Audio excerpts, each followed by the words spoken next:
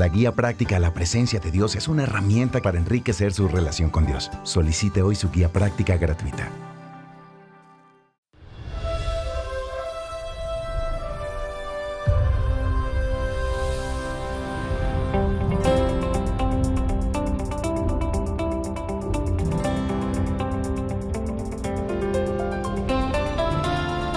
En contacto con el Dr. Charles Stanley, alcanzamos al mundo con el Evangelio de Jesucristo por medio de una enseñanza bíblica sólida. Hoy en el programa En Contacto, la cruz, una deuda liquidada por completo. Una deuda es una obligación. Y quizá casi todos han tenido deudas en algún momento de su vida y a nadie le gustan porque es una presión que parece aumentar durante un periodo de tiempo. Y usualmente la gente intenta pagar sus deudas, pero algunos otros no tienen intención de pagar sus deudas. Entonces alguien más sufre como resultado de que no puedan o no quieran pagar su deuda. Una cosa es tener una deuda financiera con alguien y poder pagarle, y otra es tener una deuda que no podemos pagar. Hay una deuda que todos hemos contraído de por vida y comenzó desde muy temprano en nuestra vida. Y algunos tratan de pagarla, pero no pueden. Así que no hablo de una deuda material, sino de una deuda espiritual. Porque mire, la verdad es que todos los que pecamos contra Dios tenemos una deuda de pecado. Y la gente trata de pagar esa deuda de una forma u otra, pero no puede porque, verá, la única forma de pagar esta deuda es con una vida recta. Y nadie puede vivir una vida recta separado de Jesucristo. Y cuando Cristo entra en la vida de una persona, no tiene que pagarla. Dios ya se ha ocupado de ella. Y la cuestión es cómo nos encargamos de esta deuda que tenemos, y de eso trata este mensaje, cuyo título es La cruz, una deuda liquidada por completo. Y quisiera que me acompañe al libro de Colosenses y que leamos solo un par de versículos. En este segundo capítulo de Colosenses, Pablo habla de lo que Dios hizo por nosotros, y es un libro maravilloso porque magnifica al Señor Jesucristo de principio a fin. En el segundo capítulo, dice esto, comenzando en el versículo 13. Y a vosotros, estando muertos en pecados y en la incircuncisión de vuestra carne, os dio vida juntamente con Él, perdonándoos todos los pecados. No algunos, todos ellos.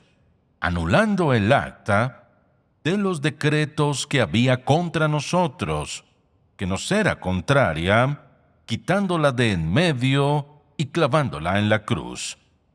Este es un ejemplo perfecto de un pasaje bíblico que no tendría sentido a menos que entendamos lo que el apóstol Pablo hace.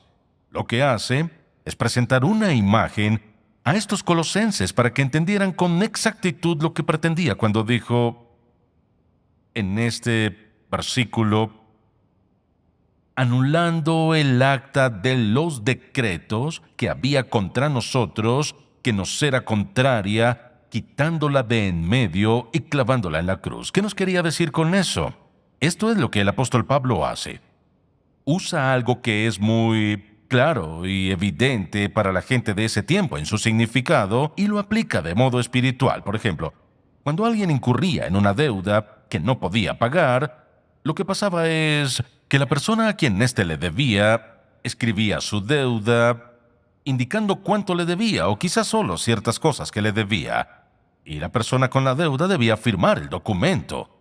Y lo clavaban o lo ponían en la puerta de su casa para que todo el que pasara por ahí o que los visitara supiera que estaba endeudada.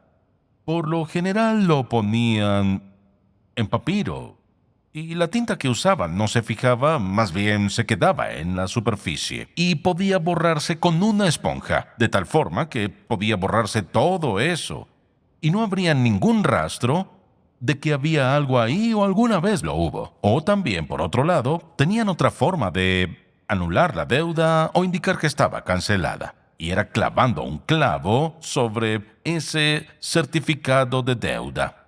Así que Pablo está diciendo esto, véalo de esta forma. Dice, Dios nos perdonó todos los pecados anulando el acta, borrando y destruyendo el acta de los decretos que había contra nosotros, es decir, todos hemos violado la ley de Dios. Violamos los 10 mandamientos, violamos lo que nuestro Señor nos enseñó, así que todos hemos violado la ley de Dios. Entonces todos tenemos una lista de deudas. Y lo que dice es esto, que perdonándonos todos nuestros pecados y anulando, borrando, destruyendo la lista de deudas, el acta de los decretos contra nosotros, que nos era contraria, la quitó de en medio y la clavó en la cruz. Al decir quitándola de en medio, usa un tiempo perfecto del griego que significa esto. La quito de en medio y el resultado continúa incluso hasta ahora, es decir, la quito de en medio, no va a regresar a mí. Así que cuando Dios perdona nuestros pecados, no los perdona únicamente por un periodo temporal. Al perdonarlos, están perdonados, son borrados, son destruidos. Es ciertamente borrón y cuenta nueva. Y su nombre puede estar abajo, pero no hay nada por encima porque hemos sido perdonados. Vea lo que dice: perdonándoos todos los pecados.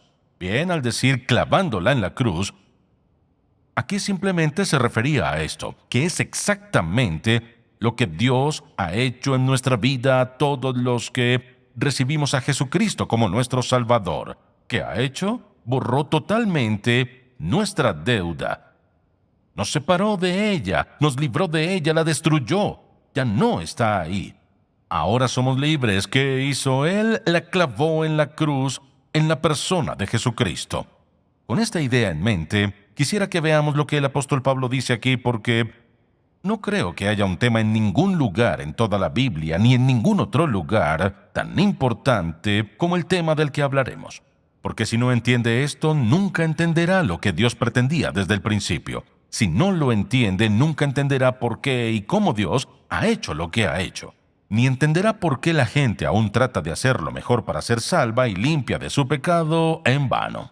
Por eso escuche con atención, recordando que Dios ofrece el perdón a todos los que están dispuestos y listos para recibirlo. Y quisiera que se fijen en algo muy sencillo, en que la cruz es la respuesta de Dios a la deuda de pecado.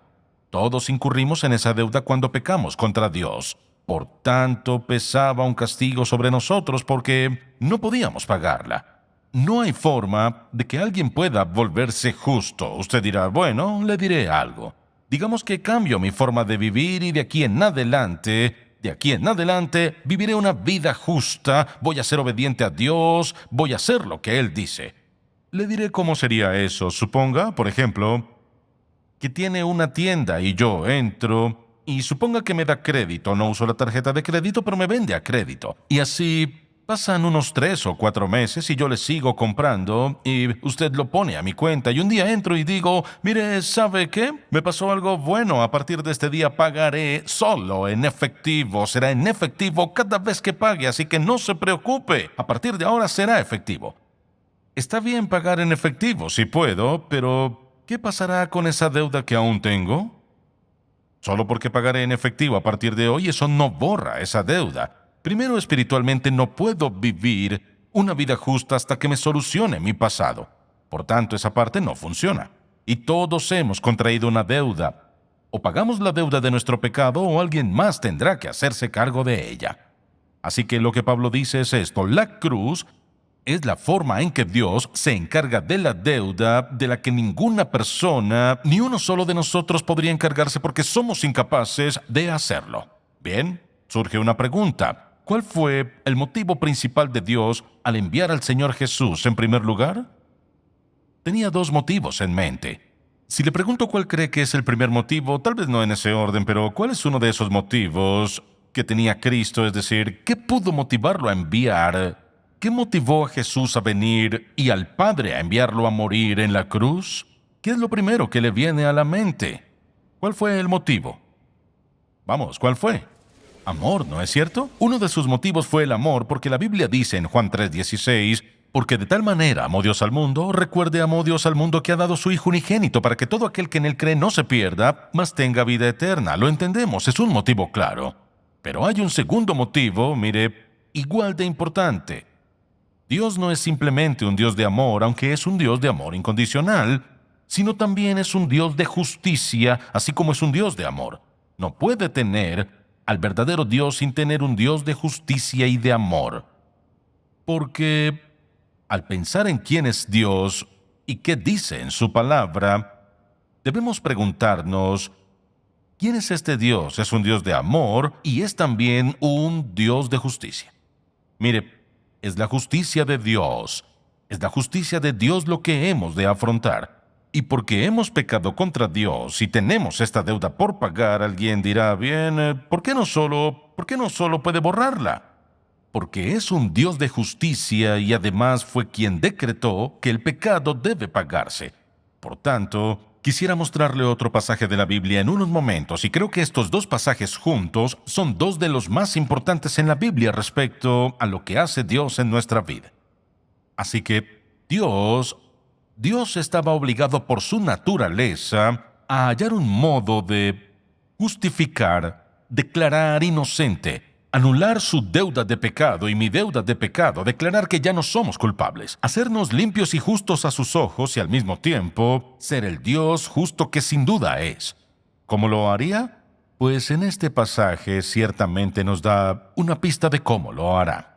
Dios pudo haber hecho una de tres cosas. Pudo haber dicho, toda justicia, y decirles a Adán y Eva y a cada persona que nació después, voy a ejecutar justicia sobre la humanidad. ¿Qué significa? Significa que no existiría piedad, ni ayuda, ni salvación, sino solo castigo eterno, porque eso es lo que el hombre merece, porque Dios no tiene comunión ni relación cercana con alguien que vive en pecado. Algo debe pasar con el problema del pecado en nuestra vida. Sabemos que Dios es un Dios realmente santo y justo. Y, escuche, si es de esas personas que dice, mire, yo hablo con Dios y somos amigos, pero esas ideas acerca de Cristo no me interesa eso. No puede tener comunión con un Dios santo. Mire, no puede tener comunión con un Dios santo por su naturaleza pecaminosa que lo aparta de Dios hasta que sea transformado por la gracia de Dios y que algo asombrosamente espiritual y sobrenatural ocurra en su vida. No puede, y no hay un solo versículo en la Biblia que diga que sí. Por eso, mire, la única solución para que tengamos una relación personal con Dios es la cruz. Mire, si él hubiera dicho, la justicia es la respuesta, toda persona habría sido condenada. Suponga que dijera, el amor es la respuesta.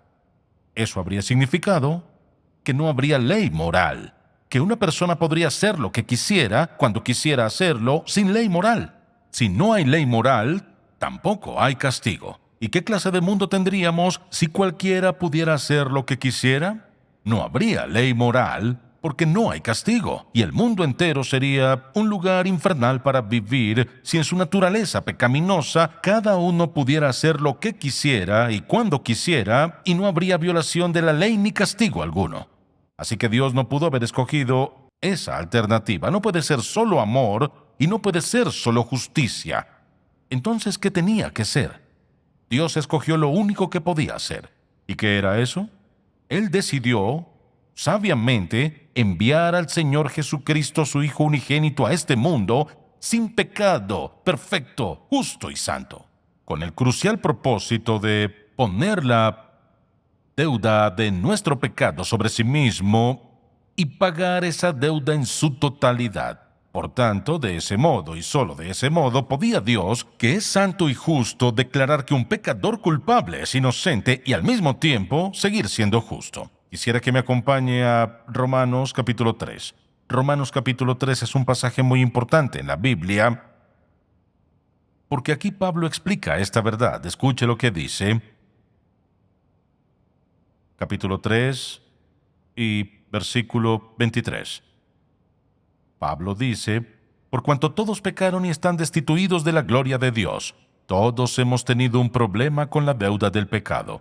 Vea el versículo 24. Siendo justificados, es decir, declarados inocentes, por tanto, perdonados, siendo justificados, ¿cómo? Gratuitamente, por su gracia, bondad, amor y misericordia a pesar de lo que merecemos, mediante la redención por medio de la compra que Jesucristo hizo en el Calvario, que es en Cristo Jesús. Vea eso. Dice que hemos sido hemos sido justificados, declarados inocentes gratuitamente. No es algo que podamos hacer. No basta con obras.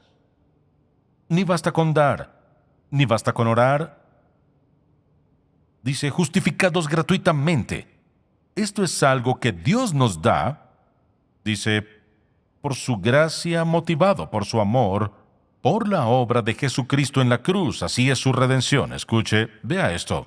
A quien Dios puso en la cruz, lo exhibió, como propiación o como sacrificio, por medio de la fe en su sangre. ¿Con qué propósito? Para manifestar su justicia a causa de haber pasado por alto en su paciencia, los pecados pasados. ¿Qué quiere decir? Con la mira de manifestar en este tiempo su justicia, a fin de que Él sea el justo y el que justifica al que es de la fe de Jesús. Esto es lo que dice. ¿Cómo una persona que no es como alguien culpable es declarado inocente?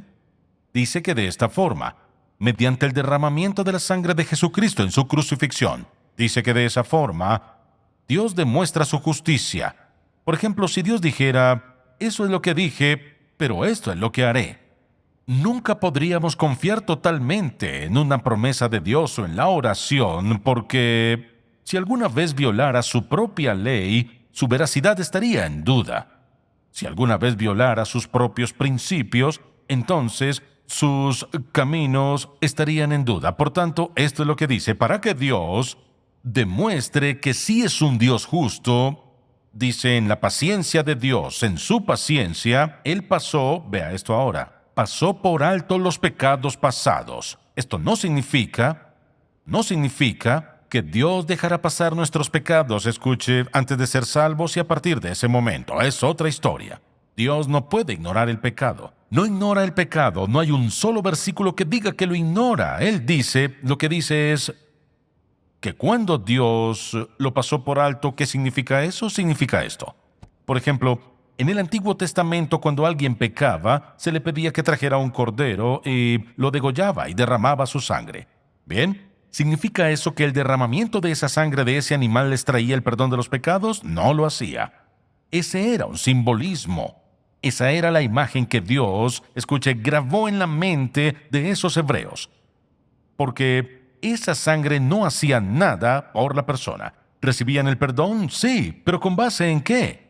Vea lo que pasa para que no malinterprete lo que digo.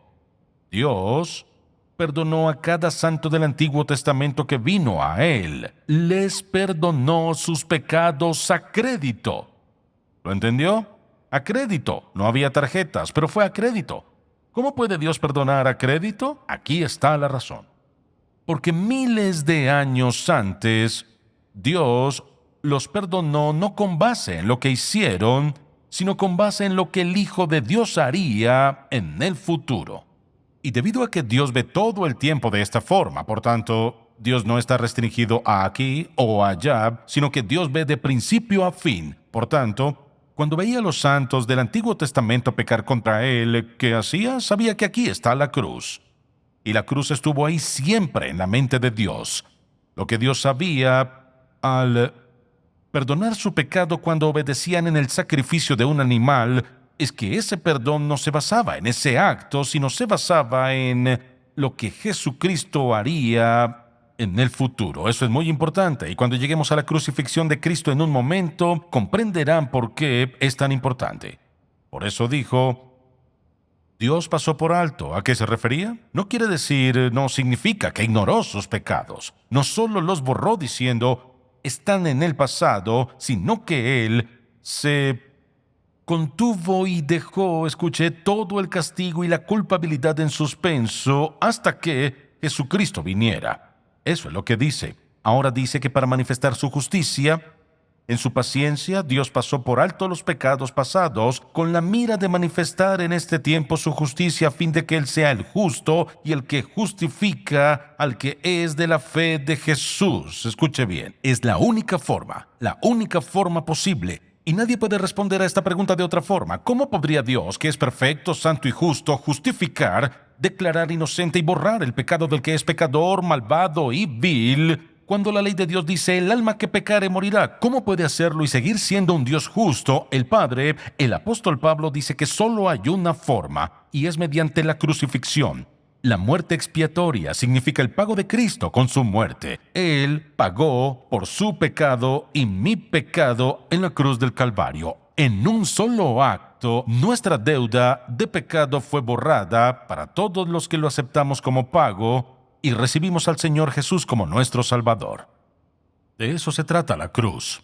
Por eso tuvo que venir Jesucristo a convertirse en pecado para que nosotros, escuche, que no podíamos pagar nuestra deuda por ser pecadores, no nos perdiéramos eternamente. El que no tenía pecado tomó sobre sí nuestra deuda, pagó el precio con su vida, libertando así a toda persona que esté dispuesta a creer en Él y haciendo posible pasar la eternidad con Dios y no estar eternamente separados de Él. Bien. Cuando dice, bien, un día de estos cuando muera y vaya al cielo diré esto, no lo hará. Usted no va a decir nada. Porque, ¿sabe algo? Escuche bien esto, de todo corazón. Se pondrá de pie, como dijo el apóstol Pablo, cuando dijo, por lo cual eres inexcusable. Después de oír el Evangelio de Jesucristo no puede haber excusa alguna. Y sabiendo que el Hijo de Dios murió por sus pecados y padeció por usted, no habrá excusa. Recuerde ante quién se presentará en el juicio. El mismo Cristo que entregó su vida en la cruz, quien padeció física y emocionalmente de todas las formas, al llevar el pecado de la humanidad, abandonado incluso por Dios el Padre en esas horas, y sufrir la ira de Dios. ¿Se parará ante Él y le ofrecerá una excusa? No, no lo hará. Y si muere sin Él, no habrá esperanza al otro lado de la tumba. Por eso semana tras semana les suplico que pidan al Señor Jesucristo que perdone sus pecados. Me dirá, ¿cómo aplico todo esto a mi vida? Oí que dijo que Dios envió a Cristo debido a su amor y porque es justo. Y que para que Dios siguiera siendo recto y justo, tenía que enviarlo. Solo Él podía tomar mi lugar, ¿cierto? Entonces, ¿qué debo hacer? Esto puede hacer. Reconozca su maldad y reconozca el hecho de que no hay otra forma. La cruz de Cristo es la única forma. Por eso, dígale al Padre, Padre, sé que pequé contra ti y lo peor que he hecho al escuchar este mensaje es comprender que he ignorado al Hijo de Dios. Rechacé al Hijo de Dios. Creo lo que dice la Biblia, que lo enviaste a la cruz y Él pagó mi deuda de pecado. Te pido con sinceridad en mi corazón que perdones mis pecados. Aquí y ahora acepto, creo en el Señor Jesucristo. Creo que Él es tu Hijo eterno y te pido que perdones mis pecados con base no en algo dentro de mí que sea bueno, sino basado en el hecho de que Él murió por mí. Y has dicho, cree en el Señor Jesucristo y serás salvo, perdonado, redimido, reconciliado con Dios, unido a Él. Y Señor Jesús, Padre Celestial, Cristo moriste por mí, Padre Celestial, te agradezco, te alabo por el perdón de mis pecados. No tiene que decir todas esas palabras, no tiene que decirlo como yo, pero hay ciertas cosas importantes. Reconozca su maldad y que cuando Él fue a la cruz pagó su deuda del todo. Escuche bien. Liquidó su deuda de pecado. Pídale que lo perdone. Acepte su perdón. Rinda su vida a Él como su Salvador. Escuche bien. Cristo debió morir en la cruz por nuestra salvación, nuestro perdón. No fue al infierno. Y tampoco debe sufrir eternamente por nosotros por esta razón. Si hubiera tenido que sufrir una y otra y otra y otra vez, nuestra deuda de pecado no habría sido cancelada. Aún se estaría pagando. Cuando dijo, consumado es, y murió, resolvió el asunto de una vez por todas. Todo su pecado pasado, presente y futuro ha sido pagado, expiado, resuelto de una vez por todas. Cuando pecamos contra Dios porque aún vivimos en la carne, Le pedimos su perdón, sabiendo que ese perdón ya ha sido comprado en la cruz. Y lo que hace eso es mantener intacta nuestra comunión con Él. ¿Hay alguna otra forma de que Dios sea un Dios justo y que pague nuestra deuda de pecado excepto por la cruz? La respuesta es no. Por eso la cruz está en el centro de la palabra de Dios, en el centro del universo, en el centro de todos los tiempos, pasado, presente y futuro. Aquí radica la única esperanza del hombre en la persona de Jesucristo. Padre, te agradecemos por amarnos más allá de nuestra comprensión y que aún nos amas incondicionalmente. Te pido con todo mi corazón, Padre, por cada persona que oiga este mensaje. Concédeles la libertad, Padre, de orar en sus propias palabras esa sencilla oración de confesión. Confesión de su maldad, confesión de su fe en Cristo, quien pagó en el Calvario por sus pecados, y la confesión de su fe para creer que tú los perdonarás si te lo piden. Oro para que el Espíritu de Dios vivo fije este mensaje tan profundo que incluso en quienes te rechazan, en lo profundo de su corazón, pueda penetrar un día, de algún modo, en algún lugar antes que sea tarde. En su mente, en su espíritu, este mensaje sea resucitado y se acuerden de la cruz y de la deuda que se pagó y te reciban como su Salvador personal. En el nombre de Cristo. Amén.